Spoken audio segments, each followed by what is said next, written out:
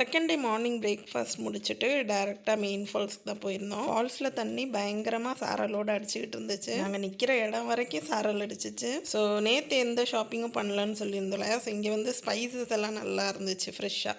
So அங்கேருந்து வந்து spices எல்லாம் வாங்கிக்கிட்டோம். அப்புறம் கொஞ்சம் ஃப்ரூட்ஸ் எல்லாம் வாங்கிட்டு ரூமை வெக்கேட் பண்ணிவிட்டு கிளம்பிட்டோம். அடுத்த ஸ்பாட் நாங்கள் போனது வந்து பாபநாசம் வாட்டர் ஃபால்ஸ்க்கு தான் போயிருந்தோம். அங்கே என்ட்ரி டிக்கெட் எல்லாத்துக்கும் சார்ஜ் பண்ணியிருந்தாங்க. ஸோ டிக்கெட் எல்லாம் வாங்கிட்டு உள்ளே போயிட்டோம். இங்கே வந்து புலிகள்லாம் இருக்குன்னு சொல்லிட்டு போர்டெலாம் போட்டிருந்தாங்க. போகிற வழி வந்து மேடேறி போகிற மாதிரி இருந்துச்சு. நம்ம ஊட்டிலலாம் வளைஞ்சு போவோம் இல்லையா, அந்த மாதிரி தான் இருந்துச்சு. ஆனால் அந்த அளவுக்கு ஹைட் இல்லை. ஓரளவுக்கு ஹைட்டில் ஏறிட்டு அதுக்கப்புறமா திருப்பி இறங்கிட்டு கீழே போயிருந்தோம். அங்கே போய் இறங்கிட்டு ஃபால்ஸ் போகிறதுக்கு ஒரு 5 மினிட்ஸ் வந்து நடந்து போகிற மாதிரி இருந்துச்சு.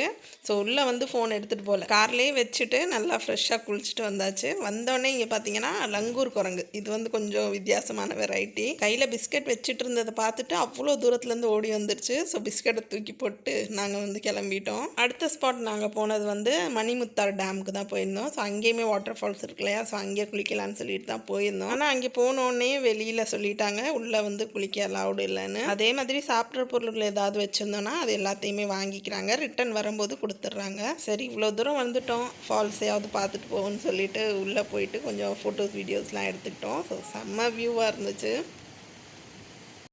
இந்த தண்ணியெல்லாம் சேர்த்து டேம் மாதிரி கட்டியிருக்காங்க. ஸோ பார்க்குறதுக்கே கடல் மாதிரி இருக்கு இல்லையா. ஸோ இது வந்து கடல் இல்லை, டேம் தான். இங்கே வந்து குளிக்க முடியலையா, வேறு எங்கேயாவது குளிக்கலாமான்னு சொல்லிட்டு விசாரித்தப்போ வாக்கியா மாதிரி இருக்குது. ஸோ அங்கே குளிக்கலான்னு சொல்லியிருந்தாங்க.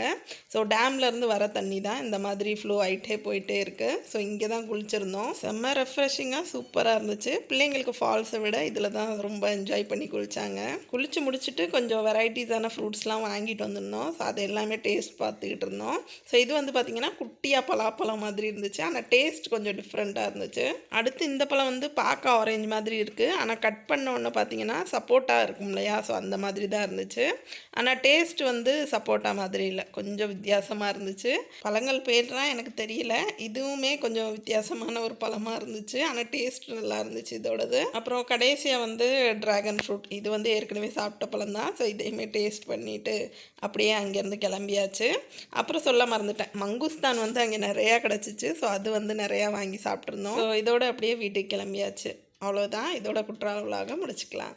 இதே மாதிரி இன்னொரு வீடியோவில் சந்திக்கலாம். பாய்.